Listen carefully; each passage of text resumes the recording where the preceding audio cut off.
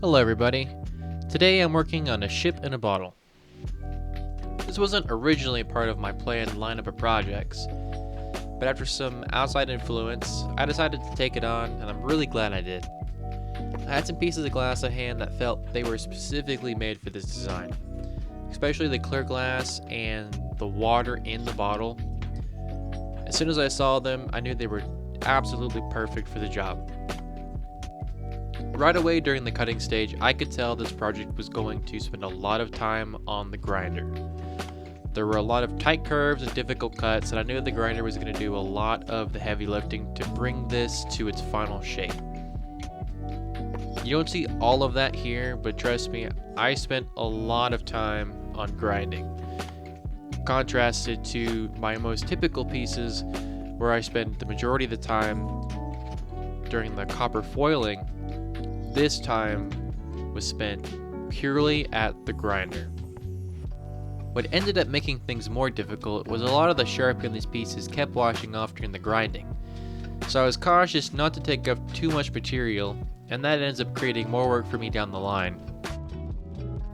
And I don't show it here, but I got heavily sidetracked and spent a lot of time cleaning out my grinder, as well as changing the diamond bits. I won't say it was a bad use of time, but it definitely slowed things down.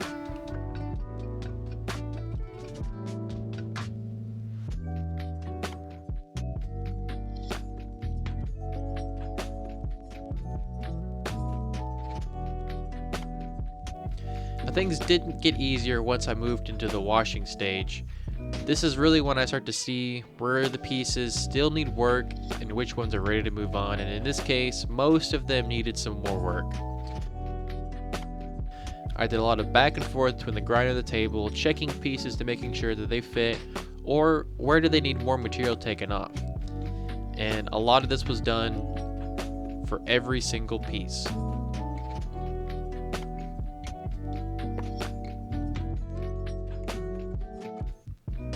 By the end, I wouldn't say this is my best work, but I'd still give it a passing grade.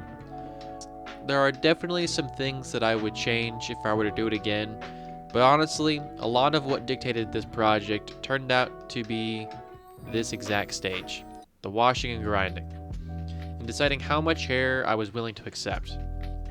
Projects like this with a lot of small pieces that are meant to fit together almost perfectly, they tend to show more error than larger, simpler designs. As I've mentioned in other videos, the smallest imperfections and the tiniest pieces, they can create the biggest ripple effects across the entire project.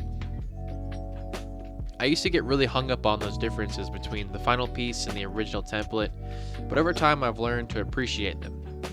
I feel as though those imperfections are what make each stained glass piece unique, and I've come to enjoy that individuality even when it's not perfect.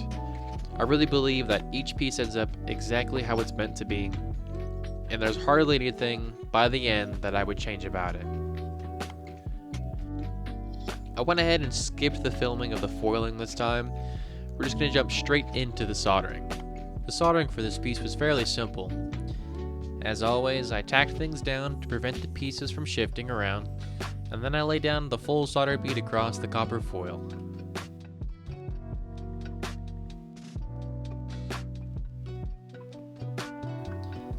Then I repeat the same thing for the backside, lay down my full solder beads, and once I'm done with that, I go ahead and I check the piece around for any bubbles or any imperfections in the solder that I can quickly fix. Then it's on to the sides of the piece.